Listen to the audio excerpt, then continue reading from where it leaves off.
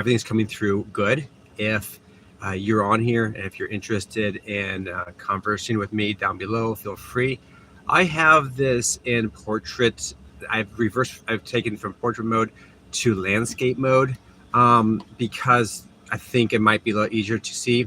The downside to that is I might not be able to see your guys' comments if you are interested in talking. But tell me what you think about this. This is all live stream, so if you're watching this later, I want to answer some questions or comments, I should say, concerning my other videos that I've made on the topic of atheism and Christianity. Now, interestingly enough, most of the comments were just like literally garbage comments. And I'm not saying that people were garbage. I'm just saying the comments were just emotional responses to the religion of atheism. And they had really no substance. Like, for example, some of the topics were like, "Oh, you're stupid, you're dumb, you don't know anything. This is garbage." One person like, "I didn't even listen to it, and I think you're crazy." So, so for those who are just jumping on right now, this is a response video to some of the questions or concerns people had concerning my other videos concerning the topic of atheism and Christianity. Now, I'm just going to read off some of the topics or the ideas that people sent in. And again, I repeat, I got rid of a bunch of items and I cleaned up a lot of the comments in my previous videos on this topic. So one person wrote this: "I'd rather have an answerable question than an unanswerable answer, or an unquestionable answer." And then the person had to make a stark response. Someone wiser than you, forgot who. Okay, so number one is they're referring to like the origin of life issue. The origin of life issue is this. Tell me what you think about this down below if you want. I'm not 100% sure if I'll see all your comments for those watching. So number one is the question is not an unquestionable answer. It's rather the evidence points to that intelligent designer created life on planet Earth. That's where the evidence goes to. Again, it's like saying that you cannot have an answer 4 in any one of your mathematical answers or equations. And if you have a question of 2 + 2 or a formula of 2 + 2 and you can't have 4, you always come up with the wrong answer. So that is not helpful at all if you're saying that you cannot have the answer 4. And that's what's happening here. We have the answer. The answer is simply that there is a deity that created life on Earth. That's where the evidence points to. And I've given those evidences before, like information in the cell, molecular motors, machines. I can name so many different things. Now, the next point, and there is zero, like literally, I mean, to answer this question through some sort of naturalistic mechanism, there's no answer for it. The closest one we maybe have is RNA first theory, but that is not even close to even answering it. Look up James Turow, I think his name is. He goes on to all that topic. Next point, someone says this: atheism doesn't promote itself as having answers. That is true. And this is interesting to me because atheists present themselves or position themselves as being intellectual, rational people, and more rational and more intellectual than the rest of us. However, when questioned about how their framework or their belief or lack of belief in deity makes more sense or is more consistent with the world that we see, they don't have an answer. They don't want to have an answer. They don't give a response. And so this is really curious to me. Why are you sideways? Thanks for telling me. Let me try this then. Thanks for telling me. Let me try this. Is this better? Because I was trying to do a sideways video here, a landscape, not portrait. So tell me if down below if this is helpful to you for those watching. All right.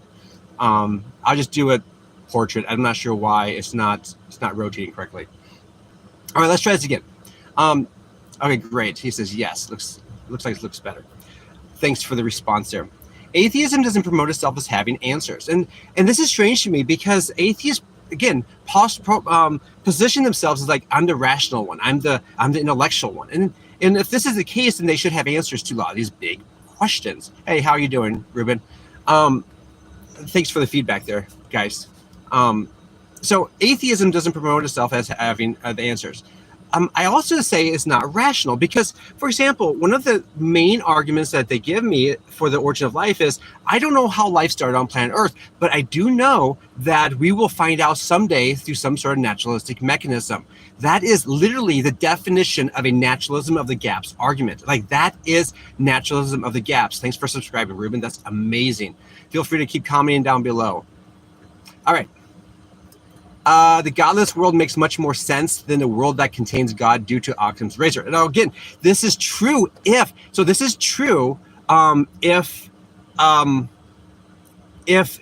a simple answer actually does explain it, but the simple answer does not explain it. The best answer is deity. That's the best answer is God, an intelligent designer. You don't have good arguments for a non-designer. So, like, I can explain, like, why a pallet is on the ground by, it just appeared there. That's a very simple answer. But when you start thinking about it, things just don't appear out of nothing. So you have to have a more complex answer. Well, someone created, someone made it, then someone moved that pallet onto the ground. So yes, it's more of a complex answer, but it's an accurate answer. We don't know, may not ever know, what the origin of life. Well, we do have good evidence to point to the origin of life coming from God or some sort of super intellect, if you want to put it that way, and that's defined as God. The evidence points that way, like the information within the cell points to a designer. We could talk about molecular machines, and yes, they are machines. Someone down below on one of my other videos said they're not machines. They are literally machines. I have both backgrounds in design, machine design, and biology. I'm a biologist. And so I kind of know machine designs. Like, I'm designing machines every day. And I've worked with machines every day. I know what machines are. I know how they work and how they function. These little things within cells are machines. And not just cells, but also in viruses as well. The more you study this stuff, the greater, the more interesting it becomes. Okay. Christianity doesn't explain the origin of life. It just presupposes an answer. No, the evidence points to the evidence points to a creator.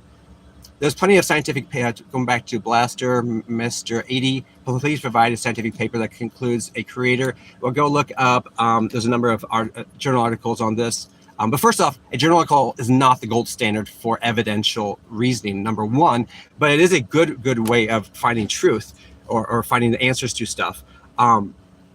There's a number of good sources for this. You can look at Answers Journal, or you can look at Discovery Institute. They have journals as well. And also there's lots of philosophical articles as well, journal articles that you can look up as well.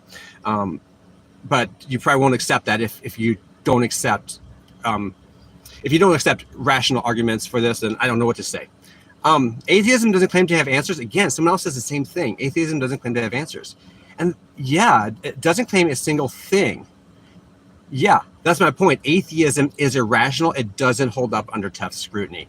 It's irrational, it's anti-intellectual, and it's definitely a religion because their God is naturalism, very much like the ancient natural gods of old, like the god of the sun, moon, and stars. Atheism is that type of has those types of gods and natural types of gods. All right, some more items here that people say here. The explanation that theists provide magic. Well, I don't provide magic as an answer, but whatever. If someone atheist, secularist, naturalist, and an honest theist doesn't know the answer, then only correct answer is I don't know. But the evidence, I keep going back to the same comment. We do know the answer, though. The evidence really points to an intelligent designer. In theism, we say that's God, but that is a godlike figure. Like, it has to be some sort of godlike figure. That's what the evidence points to. Again, if you don't like the answer of that, fine. But that doesn't discount the evidence that points to God. Let's see here. What's another one? Oh, I love this one too. And I might be ending this fairly soon here. Don't call yourself a biologist. Biologists actually understand evolution. You should call the line and see how your argument holds up. All right, biologist. Am I a biologist? First off, I don't have to prove to anybody I'm a biologist. That's irrelevant. I don't really care. Am I a biologist? Yes, I'm a biologist. I have a graduate degree in biology. I've taught it, etc. Do I understand evolution? Well, yeah. What type of evolution are you talking about? Are you talking about, like, there's two main types, especially concerning biological evolution in the world of biology. There's a standard definition that every single biologist on planet Earth agrees with. I know of no biologist who does not agree with this type of evolution, change in allele frequency in a population over time. We all agree with this. This is something that we all agree with evolution. Again, if you're a Christian and you're saying, oh, evolution is not true, well, no, evolution is true. Change in allele frequency in a population over time, everyone agrees with that. There's no Christian, no atheist, everyone agrees with that. The thing that is controversial and the thing that I take issue with is a totally different type of evolution. And oftentimes people use a bait and switch for this other type of evolution. They use that one definition I gave you, and then they say, oh, so now we have all life on planet Earth came from a single common ancestor, number one. And number two, this came about by two main mechanisms, and there's other mechanisms now as well. But the two main mechanisms are mutation and selection. Mutation and selection. Now, I take issue with that. All of life on Earth can't come about by those two mechanisms. That's a super controversial claim. All right, so, well, next comment. Well, if theism is the way to go, it begs the question, which God is better, the better God, the true God, the Christian God, or the Muslim one? Pick one without offending anyone. Great, but that doesn't tell me anything just because I don't offend someone. Like, you're going to offend someone somewhere, so that's not a standard for truth, whether you offend someone or not. The second thing is pick your God. Okay, how do you decide which one is true? Well, what's the evidence point to? What's the evidence point to? I would search out, especially for this question specifically, David Wood and Nabil Qureshi. Nabil passed away a number of years ago. He was a former atheist. And also, if you want to know the answer to this too, look through my channel and you'll find an interview I did with a former Muslim apologist. And this former Muslim apologist turned to Christianity. And this happened in the last 10 years or so. I know him personally, amazing guy. If you want to watch that video, look down through my previous interviews and videos on this channel, and you'll find it. So it's really cool interview. But he goes into details why he turned to Christianity, because the evidence pointed that Christianity was true and Islam is not a true religion. And he goes on the detail about that in his whole story. Okay, there's one that I love. Atheism is dead. He quoted me because in my video title there.